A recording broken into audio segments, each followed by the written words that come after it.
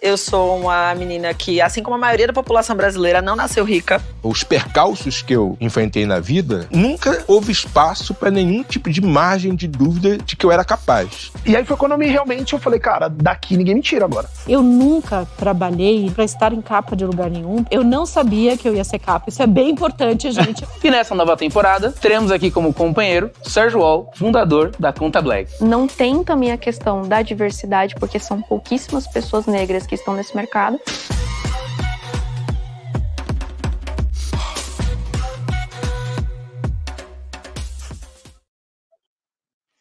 Olá, estamos aqui de volta com o nosso programa Conversa com Zé Márcio.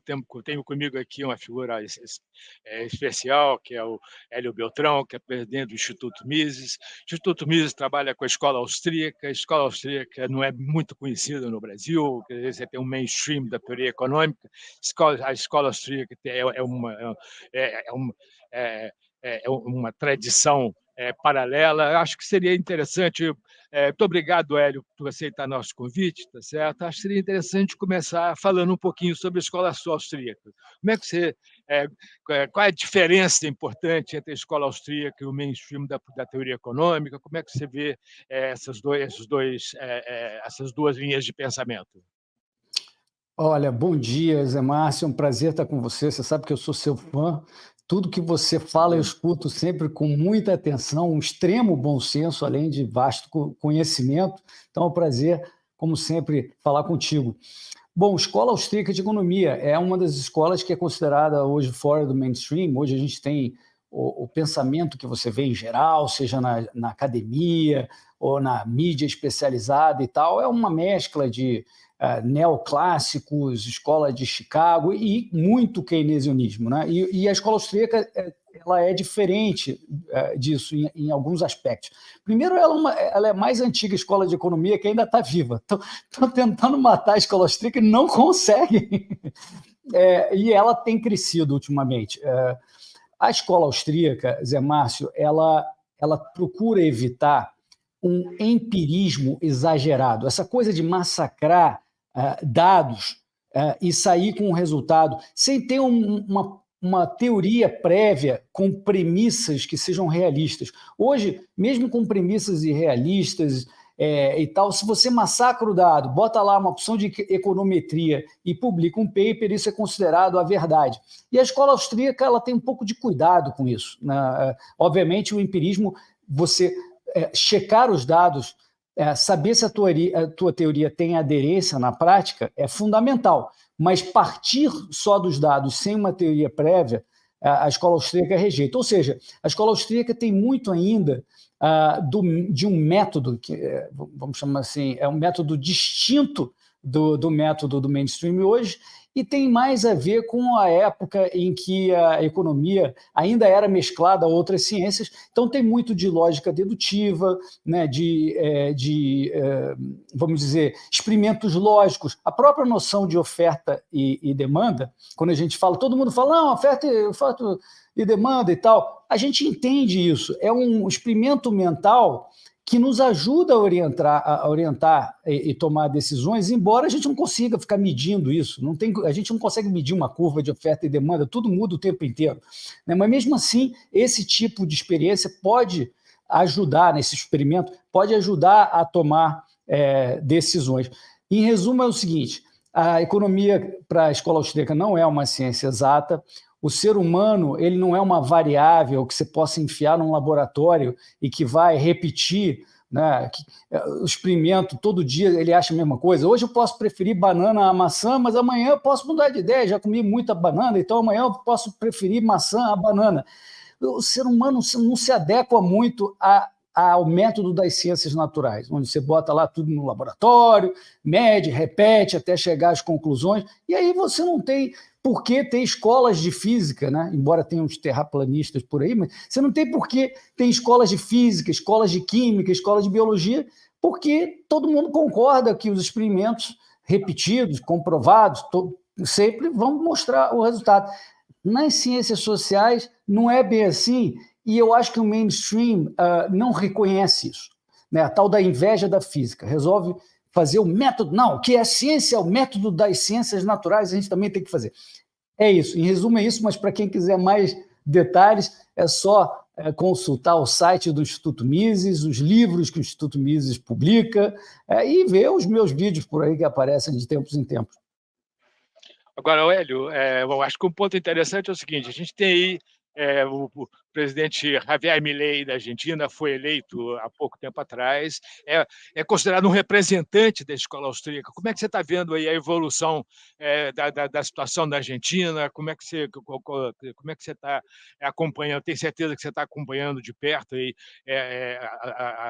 o comportamento da economia argentina. Como é que você está vendo essa experiência aí do Milei? O Milei ele era um economista neoclássico até 10 anos atrás, quando ele se internalizou na literatura da escola austríaca, e depois dessa internalização saiu um economista da escola austríaca, mudou toda a opinião dele. Ele dava aulas, né, e ainda dá, agora presidente não, mas ele dava aulas recentemente, até virar político, mas ele se tornou economista da escola austríaca. E não só isso, em termos de ideia de filosofia política, né, ele é um anarcocapitalista, que eu também sou, né, que é um outro tema. Agora a gente não está falando de ciência econômica, está falando de filosofia política, o que também parece muito estranho para o mundo de hoje. Um anarcocapitalista presidente de um país. O anarcocapitalista nada mais é do que um liberal, vamos dizer, purista, um liberal que defende a liberdade de cada pessoa de fazer o que deseja, desde que não infrinja igual direito de terceiros, desde que não ameace de forma iminente a integridade física de outras pessoas, etc. Então, isso nada mais é, o anarcocapitalista nada mais é do que o famoso liberalismo clássico depurado de uns pequenos detalhes. Mas falando de Argentina, o Milei começou assim numa velocidade, né, de tentar fazer uma opção de coisas, né?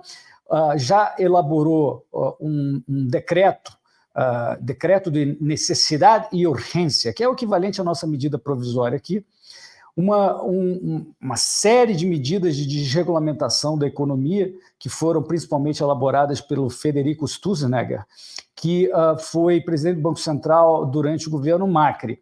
Uma beleza de desregulamentação da economia, desburocratização, que ainda está em peleias no Congresso argentino, porque como medida provisória o Congresso precisa aprovar. Na verdade, lá é um pouco diferente. Se uma das duas casas aprovar, ele pode seguir o decreto. Já foi rejeitado no Senado, então existe ainda alguma chance dessa desregulamentação importantíssima da Argentina ir adiante, embora tenha tido uma derrota recente no Senado. Isso de um lado.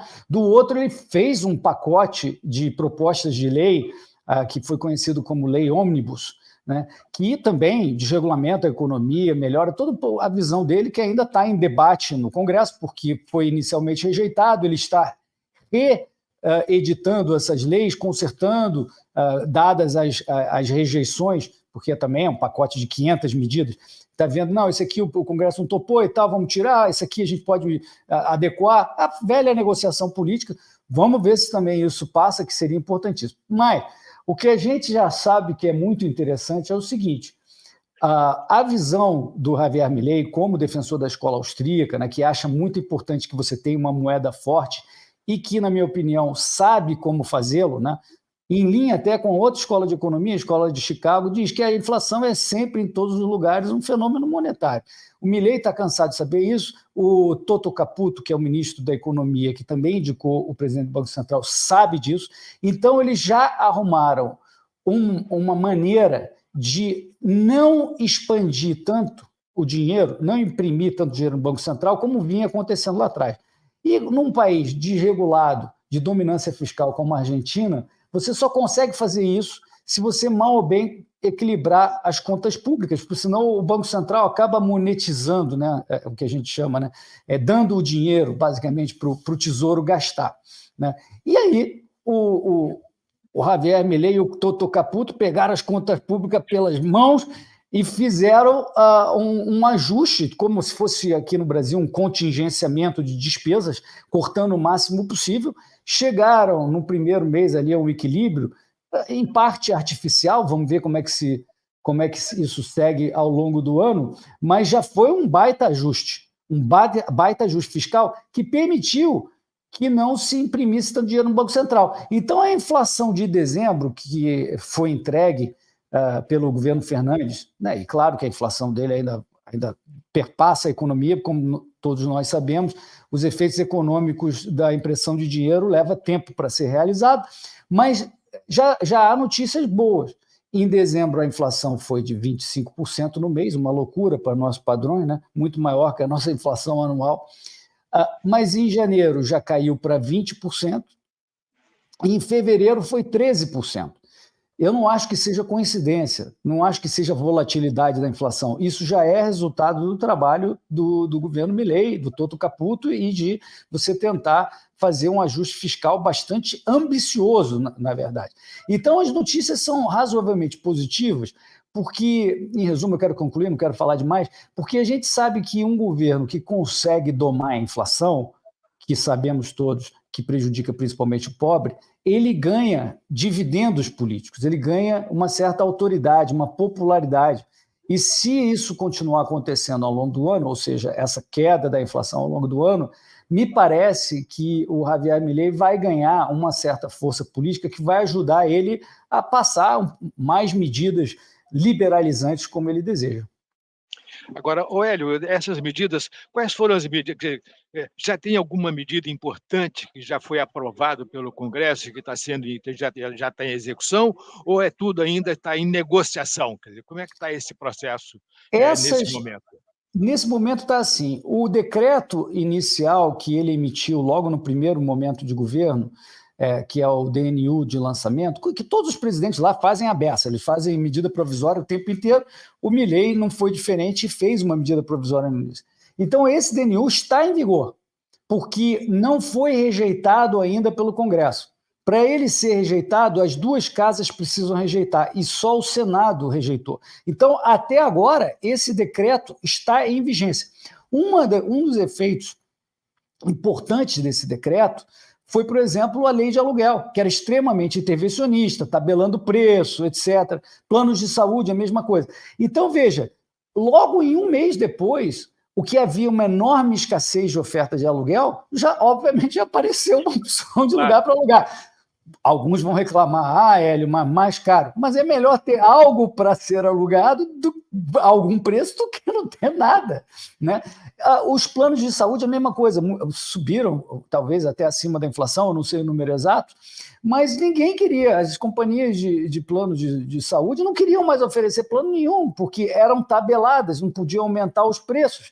Então não havia mais plano de saúde. E agora voltou. Então essas medidas desregulamentadoras aí, desburocratizantes, ainda estão em vigor.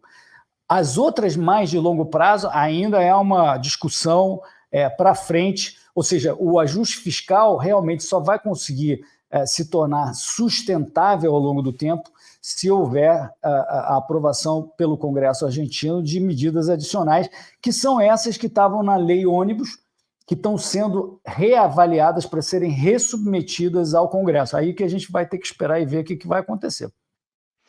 Na verdade, é sempre assim, né? O primeiro efeito da liberalização de preços é um aumento de preços. Só que, a partir de um certo momento, esse aumento acaba, certo? E aí, então, você tem estabilidade. Na verdade, foi o que aconteceu com o dólar, né? Quer dizer, se você olhar o que aconteceu com o paralelo e o oficial na Argentina, quer dizer, assim que o Milei assumiu, ele liberalizou, ele desvalorizou o peso, tá certo? E o valor do peso no mercado paralelo aumentou um pouquinho, mas depois está ali estável, tá certo? Junto com o peso oficial. Então, acho que esse é um ponto importante. Não é nada surpreendente. Esse eu acho que é a solução, não tem muito jeito, tá certo? Ele ainda não fez assim, a liberalização total do câmbio, como você está apontando, ele ainda está trabalhando com o oficial e ainda existe o paralelo, por causa do problema fiscal ainda. Ele precisa da receita, das retenções das exportações dos produtos agrícolas, que são imposto de exportação, e tudo isso está embutido nessa diferença de taxa de câmbio. Então ele fez uma maxi desvalorização, mas ainda está ali algo abaixo do câmbio real, que é o câmbio paralelo, mas tão logo ele equacione essa questão fiscal, ele, sem dúvida, como um economista liberal, ele quer unificar o câmbio porque sabe que isso é um desastre. O tal do cepo, como ele chama, o cepo cambiário. E essa questão das retenções, que é do imposto sobre exportações, é uma coisa que tem que acabar, né? Quer dizer, eu acho que esse é um ponto super importante para a Argentina. A Argentina precisa de divisas, precisa de exportar, tá certo? E acabar com esses impostos sobre as exportações vai ser super importante para você chegar no equilíbrio na balança comercial e começar a gerar divisas para pagar a dívida que a Argentina tem. Então, acho que Mas esse aí é um você ponto... vê o tapete curto. Ele hoje não pode prescindir de ter essa receita desses impostos ainda, porque o primeiro objetivo dele é fazer o ajuste fiscal. Então, ele ainda não consegue tirar as retenções. Para isso, o Congresso precisa dar alguma coisa de reforma para que ele baixe um pouco as despesas e ele consiga fazer o que ele precisa fazer. É um desafio grande, mas tem risco de dar certo. Que seria bem interessante. Agora, Hélio, como é que você está vendo o cenário no Brasil? Quer dizer, vamos passar um pouco agora para conversar um pouquinho sobre o Brasil. Como é que você está vendo o cenário aí? Quer dizer, a gente tem muita intervenção do Estado na economia. Quer dizer, como é que você está vendo a situação? Olha, em um aspecto ela não é muito diferente, é apenas em grau diferente da Argentina. A gente tem um problema fiscal. O problema do Brasil é o governo e o seu problema fiscal. E nunca ninguém quer olhar para as contas do governo e cortar as despesas, fazer uma reforma do Estado, né? E nesse governo é muito pior, porque o governo passado já entregou um pequeno superávit, estava no caminho de voltar para um superávit primário que precisa chegar a 2% do PIB para a gente equilibrar a dívida pública, né? Que é, só explicando para o pessoal, se a dívida pública está numa trajetória de crescimento e as pessoas esperam que ela continue na trajetória de crescimento, a gente não tem como dar certo. É tão simples quanto isso. O mercado vai pedir cada vez mais juros para rolar a dívida e isso vai acabar muito, mas muito mal. E hoje a gente, infelizmente, está nesse cenário. A cada ano projetado, está subindo 2 pontos do PIB, 3 pontos do PIB de dívida bruta. Que loucura! Então, o governo atual, ele pegou um pequeno superávit que o governo passado entregou, ainda abaixo dos 2% necessários para estabilizar a dívida, mas positivo, e virou. Né? Então, mesmo nesse ano, que já estamos no segundo ano desse governo, estava a promessa de pelo menos chegar em zero as contas primárias, não vai chegar. O mercado espera aí 80 bilhões negativo, né, de prejuízo primário, ou seja, alguma coisa um pouco menos de 1% do PIB. Né? Mas as pessoas também se esquecem, a gente fica falando de primário, a gente sabe, o nominal é o que importa, é a diferença entre EBITDA e o lucro líquido. EBITDA não entra no bolso, o que entra no bolso é o lucro líquido, no caso de empresa. No caso das contas de governo, fazendo uma péssima analogia, mas para as pessoas entenderem, o superávit primário é antes das despesas de juros. Né? E no ano passado, se a gente pegar, então, o que teve de déficit antes dos juros, déficit primário, e somar com as despesas de juros, R$1 trilhão, Márcio. Que maluquice! Quase 1 trilhão. Uma coisa de maluco. E esse ano é acima de 700 bilhões de reais. Então ficam falando de 80, 70, como se fosse o número. Nada disso. O número certo que importa, que depois de certos ajustes de contas acaba impactando a dívida, é esse de 700 bilhões por ano. Uma loucura completa. E esse número é tão maior quanto pior for a projeção do mercado para o futuro, né? Porque impacta os juros que o governo paga. Né? Então, se o cenário não é um cenário que você fala, olha, puxa para frente, a gente está vendo uma estabilidade, então você pede mais juros, e se pede mais juros, esse buraco fica maior. É um ciclo vicioso horroroso. Eu estou me estendendo nisso apenas para dizer, o Brasil tem uma série de problemas, mas esse é o principal disparado. E para piorar, né, a nossa previdência social, que eu chamo de uma pirâmide financeira, né, para quem entende de pirâmide, sabe, né, que você depende de quem está entrando para poder pagar quem está saindo, tem cada vez menos gente entrando para pagar a Previdência, para pagar mensalmente a contribuição para a Previdência, e cada vez mais gente saindo, recebendo dinheiro. Ah, Hélio, mas o Paulo Guedes não fez uma reforma da Previdência? Fez, mas longe de suficiente. A cada ano, o buraco da Previdência... Eu estou falando números óbvios aqui, viu, Zé Márcio? Eu sei que você está cansado. Não, perfeito. Mas assim, a cada ano, 4% do PIB de buraco da Previdência. Uma loucura. Claro que a Previdência... Aumentando, porque as pessoas vão ficando mais velhas. E o buraco da Previdência do setor público, por assegurado da Previdência, é muito maior do que o do cidadão comum, que é o do regime geral do INSS. É uma coisa de maluco. Ou seja, a dívida que não aparece nos livros do governo, o famoso passivo contingente, que é essa Previdência, é uma montanha maluca, e que ninguém fala nisso, e cada ano piora. Ou seja, a coisa não está boa. E enquanto não houver uma reforma do Estado que pegue todos os principais itens de despesa do Estado, Previdência, funcionário público, né? E não faça privatizações para trazer algum dinheiro, precisa de dinheiro de qualquer jeito. Não, estão tentando fazer a pirâmide da Previdência durar mais tempo. Então pega o Uber agora, pega o iFood para pagar 27,5% do que ele recebe. Ele vai receber muito menos do que ele recebe hoje. Olha que maluquice, para entrar no negócio da Previdência. Ao mesmo tempo, né, mudando um pouquinho de assunto, mas sobre Previdência, em que o Congresso irresponsável fica dando desoneração do pagamento da Previdência. Imagina, a gente com 4% de déficit da Previdência, do 4% do PIB por ano de déficit da Previdência, o Congresso ainda fica desonerando setores de pagar a Previdência. É inacreditável o Brasil, a irresponsabilidade, seja do governo Lula, que é o pior de todos, mas também do Congresso Nacional, que não está fazendo o seu trabalho. Na verdade, quer dizer, o governo passado fez uma reforma da Previdência bastante importante, foi super importante, até participei um pouco da discussão, mas não é suficiente. Na verdade, acho que a única coisa que pode resolver definitivamente o sistema de previdência social é o sistema de capitalização, né? Quer dizer, porque dado que a população está envelhecendo, tá certo? Que é cada vez mais difícil financiar o sistema de previdência social.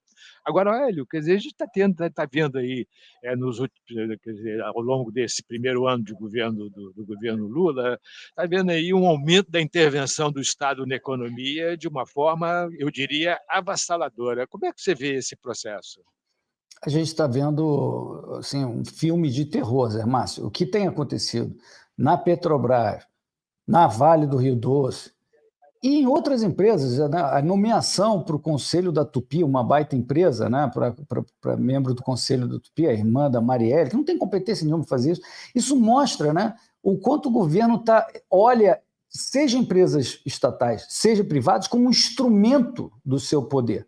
Por isso que eles quiseram derrubar o componente da lei das estatais que impedia a nomeação política, porque eles querem ter o controle, seja de companhias públicas, mas agora, mais surpreendente, a gente está vendo de companhias privadas, como a Vale, privatizada há 30 anos, e que o governo está querendo, de qualquer jeito, né, fazer o Manteiga como CEO. Isso parece que eles já perceberam que essa parte não vai acontecer, mas a gente viu o pedido de demissão do excelente membro do Conselho de Administração, o Penido, que saiu atirando, saiu dizendo, mas isso que está acontecendo aqui é uma loucura.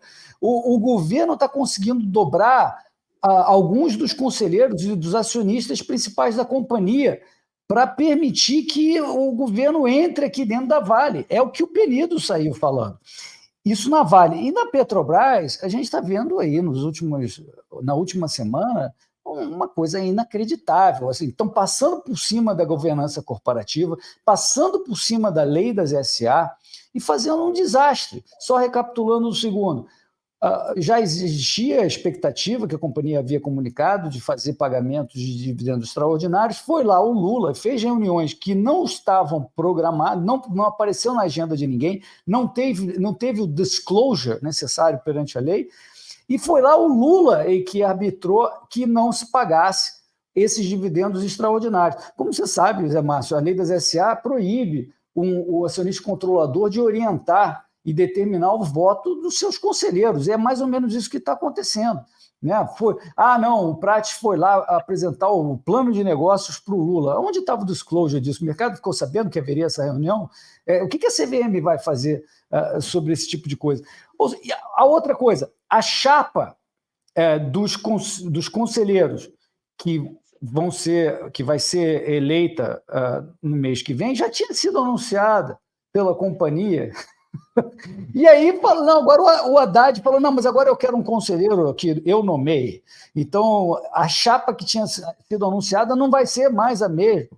É uma bagunça de governança corporativa e que, sinceramente, eu acho que o Judiciário e a CVM têm que agir, porque, lembrando, a Petrobras, o governo não tem todas as ações da Petrobras. O governo tem lá seus 30%, alguma coisa assim, do total das ações da Petrobras.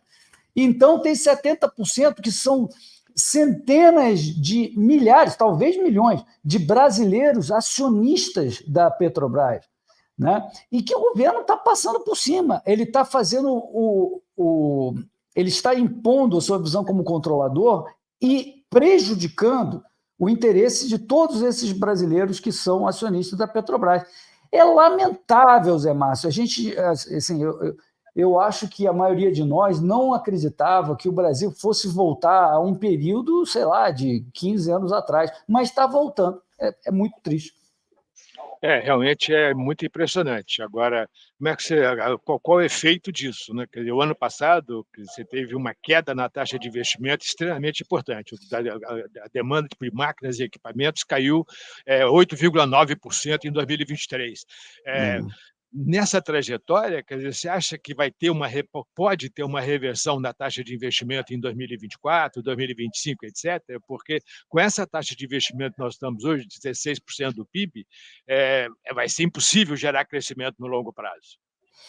Olha, voltando assim ao básico de economia, se você não dá condição para o poupador ter poupança e para que haja atração externa de investimento e que o poupador tenha retorno do que ele investir, você não vai ter crescimento econômico. Tão simples quanto isso, né? É básico isso. Se não tiver condições para você ter retorno, você não investe, né? Você pode emprestar para o governo, que não é propriamente investir em nada produtivo, é o contrário disso, é tirar da produção.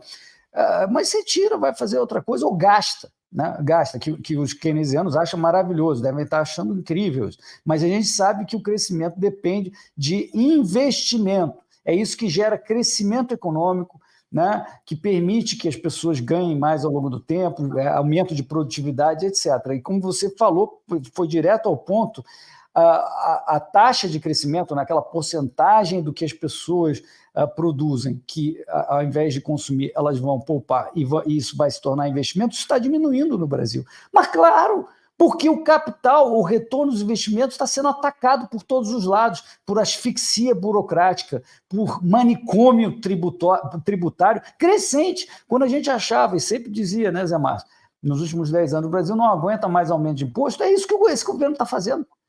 Né? E é claro que você mata o retorno. Se você mata o retorno, a pessoa não investe e nem poupa previamente, e aí você não cresce. Tão simples quanto isso. Esse crescimento que a gente teve recentemente, em parte é derivado de excelentes reformas microeconômicas que aconteceram no governo passado, vários marcos, a lei de liberdade econômica, porém também infectado positivamente pelo crescimento do agro, né? O Brasil tem um desempenho agrícola espetacular, né? Está se tornando a maior potência agrícola do mundo, superando os Estados Unidos, mas isso aí, esses preços maravilhosos podem não continuar, e com o governo atrapalhando, até o agro pode ser prejudicado. Então, isso não faz crescimento da economia como um todo, que agro é pequeno em relação ao PIB. Então, não está com nenhuma cara de que a gente vai crescer ou que vai voltar a investir, porque os investimentos estão sendo atacados, ou seja, eles não têm expectativa de retorno. Se não tem expectativa de retorno, seja por causa do custo do Brasil, burocracia, impostos, você não investe. e aí você vai ou gastar ou tirar o dinheiro do Brasil e manda para outro lugar. Infelizmente, Zé Márcio. Na verdade, nós tivemos um crescimento ano passado de 2,9% do PIB, quer dizer, só que foi baseado em aumento do consumo das famílias, aumento do consumo do governo e exportações. Os investimentos, que é o que gera crescimento no longo prazo, caíram quase 3 pontos de porcentagem do PIB. Então, isso é insustentável no longo prazo. Esse é que acho que é o problema complicado. Hélio, muito obrigado pela sua presença. Foi um prazer enorme conversar com você. Muito bom, tá certo? Muito obrigado mesmo.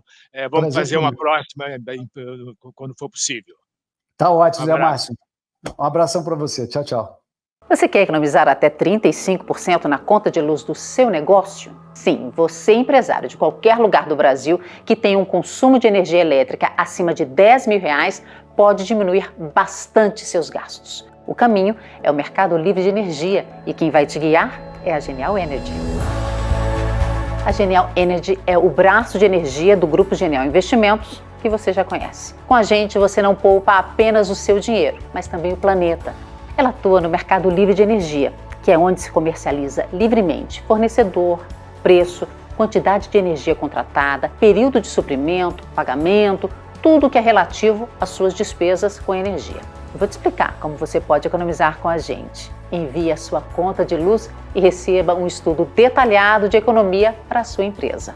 Contrate a energia da Genial e a nossa equipe fará toda a sua migração com segurança. A partir daí, é gerenciar a sua economia mensal com todo o auxílio da nossa equipe. É simples, não é? Aponte o seu celular para este QR Code para saber mais detalhes ou para já começar a economizar.